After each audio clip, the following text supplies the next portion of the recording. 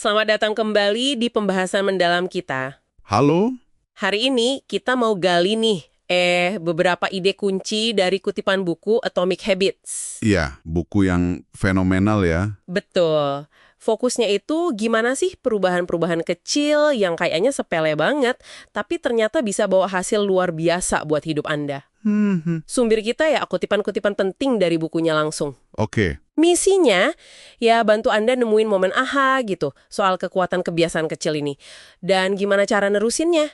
Penting banget itu. Pernah nggak sih Anda ngerasa kayak buntu gitu pas nyoba bangun kebiasaan baru? Sering itu, pasti banyak yang ngalamin. Nah, kita coba pahami kenapa dan solusinya gimana, langsung dari idenya James Clear ini. Oke, kita mulai ya.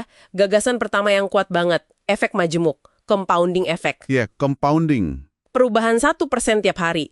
Kedengarannya kecil banget kan? Kecil, iya. Kayak nggak ada artinya gitu ya, sehari-hari. Tapi ternyata dampaknya itu, bisa masif seiring waktu. Contohnya nih, tim sepeda Inggris itu. Ah ya, contoh klasik itu. Mereka itu bikin perbaikan-perbaikan kecil di area yang mungkin kita anggap, remeh lah. Desain sadel, kompon ban. Sampai jenis bantal tidur atletnya juga ya. Detail banget. Iya, hasilnya, 1 dekade mereka dominasi. 178 kejuaraan dunia, 66 medali emas Olimpiade Paralimpiade, 5 Tour de France. Gila kan? Benar-benar nunjukin akumulasi hal kecil itu ya. Nah, itu poin penting. Dan ada penjelasan bagus kenapa hasil gede itu seringnya ketunda. Gimana tuh? Buku ini nyebutnya Plateau of Latent Potential. Dataran potensi laten. Oke, Plateau of Latent Potential. Artinya gini, hasil itu nggak selalu lurus sama usaha. Coba bayangin manasin es batu dari suhu minus. Oke, Jika nambahin panas terus, tapi esnya nggak berubah wujud. Sampai titik kritisnya 0 derajat Celcius. baru di situ cair ya? Nah, baru di situ perubahannya drastis. Sama kayak bangun skill, hubungan, atau kebugaran. Jadi kalau kita ngerasa udah usaha keras tapi kok gini-gini aja, Jangan nyerah dulu. Ingat konsep ini. Usaha Anda itu nggak hilang, tapi lagi ngumpul. Lagi bangun potensi yang siap meleleh pas waktunya. konsep Plato tadi nyambung banget nih ke gagasan berikutnya. Yang ini buat saya lumayan ngubah cara pandang. Apa tuh? Fokus ke sistem bukan melulu tujuan. Sistem VS tujuan. Iya, ya. Tujuan kan hasil akhir ya, misal nerbitin buku. Ya. Sistem itu ya prosesnya yang kita jalanin konsisten. Kayak nulis 500 kata tiap pagi. Benar. Buku ini bilang tujuan itu penting buat arah. Oke, tapi sistemnya itu loh yang bawa perubahan jangka panjang. Penulisnya sendiri ngalamin kan? Hasil lebih karena sistem, bukan cuma tujuannya. Ya, dan ini krusial banget. Terlalu fokus ke tujuan, itu ada minusnya.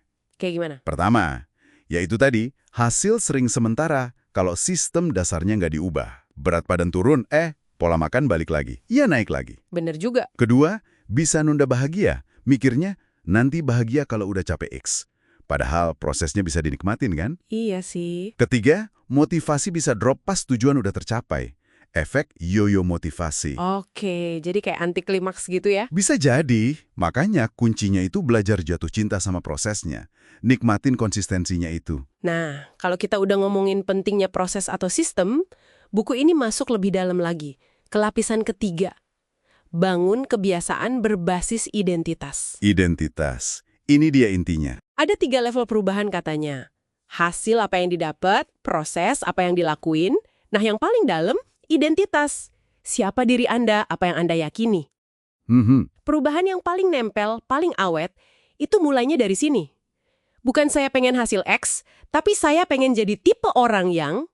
Jadi pergeseran cara pandang tentang diri sendiri ya? Betul. Contohnya si Brian Clark itu, yang berhenti gigit kuku. Bukan cuma niat, tapi dia ubah cara pandang dirinya. Dia mulai manicure melihat dirinya orang yang ngerawat tangan. Nah, identitas baru ini ngunci perilaku barunya.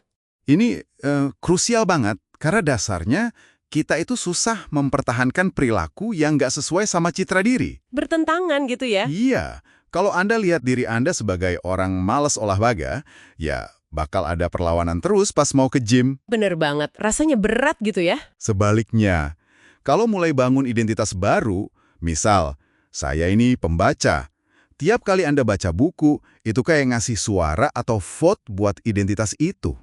Oh, jadi tiap aksi kecil itu nguatin identitas ya? Persis. Makin banyak suara, makin kuat identitasnya. Jadi ini bukan cuma soal ngelakuin kebiasaan, tapi soal menjadi orang yang Anda inginkan. Prosesnya, ya terus-terusan mengedit keyakinan tentang diri sendiri. Oke, terus gimana cara praktisnya nih bangun kebiasaan yang sejalan sama identitas yang kita mau itu? Nah, buku ini ngasih kerangka kerja. 4 hukum perubahan perilaku. 4 hukum ya? Iya, dasarnya dari siklus kebiasaan. Petunjuk, cue, keinginan, craving, respons, ganjaran, reward. Oke, siklus kebiasaan. Kita bahas dikit hukum pertama aja kali ya, biar nggak terlalu panjang. Boleh. Hukum pertama, jadikan jelas, make it obvious. Jadikan jelas, maksudnya? Intinya, bikin petunjuk buat kebiasaan baik itu kelihatan banget, gampang dikenali. Dan di sini pentingnya kesadaran soal pemicu di sekitar kita. Ada kutipan bagus dari Carl Jung. Gimana tuh? Sampai Anda membuat yang tidak sadar menjadi sadar, itu akan mengarahkan hidup Anda, dan Anda akan menyebutnya takdir. Wah, dalam juga ya. Banyak kebiasaan kita itu otomatis kan, dipicu hal yang nggak kita sadari. Ini nyambung ke cerita di buku soal petugas medis yang bisa merasa kondisi pasien dari tanda-tanda samar. Oh iya, kayak punya feeling gitu ya, ngenalin petunjuk kecil. Betul, dia terlatih ngenalin petunjuk yang orang lain nggak ngeh. Kayak teknik pointing and calling di kereta Jepang. Petugas nunjuk sinyal sambil nyebutin statusnya keras-keras. Biar sadar ya, biar nggak kelewat. Nah, itu dia. Biar jadi sadar. Selain kesadaran diri, desain lingkungan juga kuat banget. Lingkungan maksudnya? Kita sering milih sesuatu bukan karena barangnya apa, tapi karena letaknya di mana. Oh, contohnya? Studi di kafetaria rumah sakit. Mereka naruh area minum di banyak titik, konsumsi air jadi naik. Gampang dijangkau soalnya. Masuk akal. Atau contoh unik, stiker lalat di urinoir Bandara Schiphol. Cuma nambahin target visual jelas gitu, percikan berkurang drastis.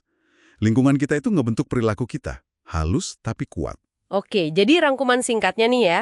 Pertama, jangan remehin perubahan kecil 1%.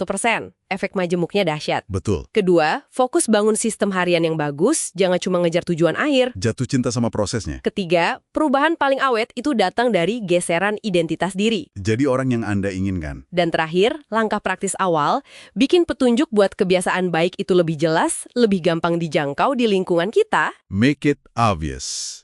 Nah, sebagai penutup nih, mungkin ada satu hal buat Anda renungkan. Apa tuh?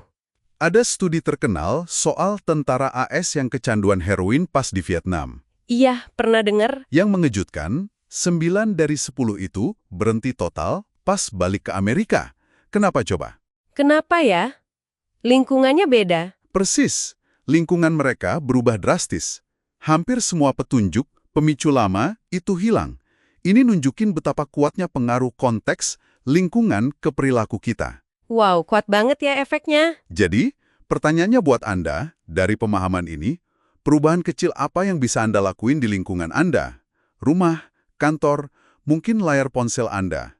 Hari ini juga, buat bikin satu kebiasaan baik yang Anda pengen, itu jadi sedikit lebih jelas, sedikit lebih gampang buat dimulai.